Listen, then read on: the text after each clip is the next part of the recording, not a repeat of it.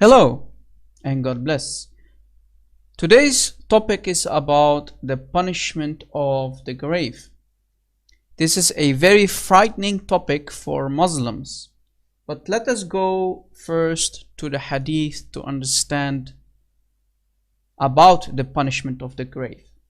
Sahih al-Bukhari, hadith number 6366.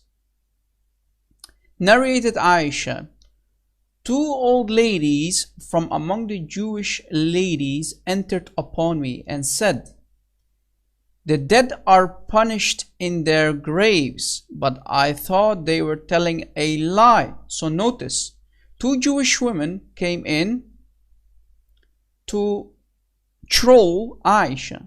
They were joking because there is no Jew who believes in the punishment of the grave. So immediately Aisha was not stupid. She knew they were lying to her. They were telling jokes, right?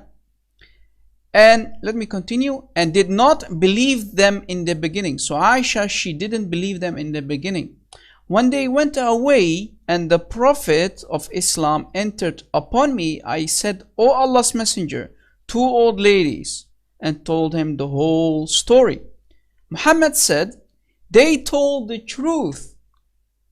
Did you catch it? So Muhammad was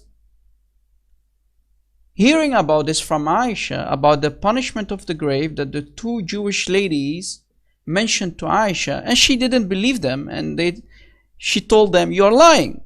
But Muhammad, of course, everything he heard from the Jews, he adopted into Islam. And now after 1400 years, Jews who lied to Aisha, after 1400 years, Muslims still believe in the lie, in the joke of the two Jewish ladies who were trolling Aisha. Amazing, huh? And Muslims are frightened to death. They count the days when they will die and they will be put inside the grave, because two angels will come and they will test them, and they will ask them a couple questions to see if they are Muslims, true believers or not. Let me play for you a video from a Muslim sheikh who is explaining the punishment inside the grave. And when the soul leaves the deceased body and is carried to his grave, the righteous soul will say, "Bring me closer, bring me closer." And the wicked one will say, "Oh my Allah, where are they taking me?" After the funeral prayer on the deceased is over, the grave will say, "I am the house of exile, I am the house of loneliness, I am the house of dust, I am the house of worms."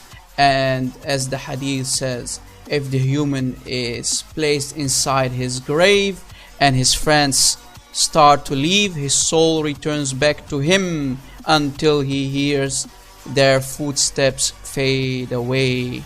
And then suddenly two angels appear to him. Their names are Munkar wa Nakir, and they help the deceased to sit straight and start testing him. So if the deceased was a true Muslim believer, they will ask him, "Who is your Lord?" "My Lord is Allah." "What is your religion?" "My religion is Islam."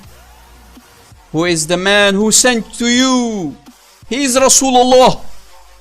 "And how do you know?" "I read the book of Allah and I believe in him and accepted him." So he finally passed the exam and he will be rewarded with the gift of Jannah. And an overwhelming voice from above will say, "Oh my righteous Abdul, quickly open for him the doors of Jannah." Then a man with beautiful appearance come by and says, "I am your righteous deeds." But for the kafir, the angels come and ask him, "Who is your Lord?" "I don't know, Madri." "What is your religion?" know.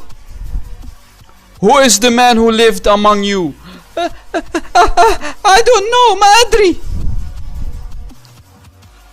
And the angels tell him, you don't know and you failed your test.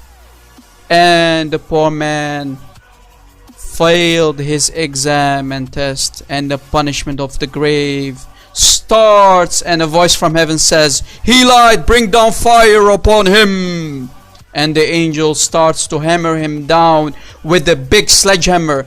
Such amazing big hammer that if you throw it down, it can break a mountain into small pieces of rocks and dust. And the kafir screams and cries from the pain and suffering, so loud that all creation can hear him except mankind and jinn. And he is struck down until he turns to dust.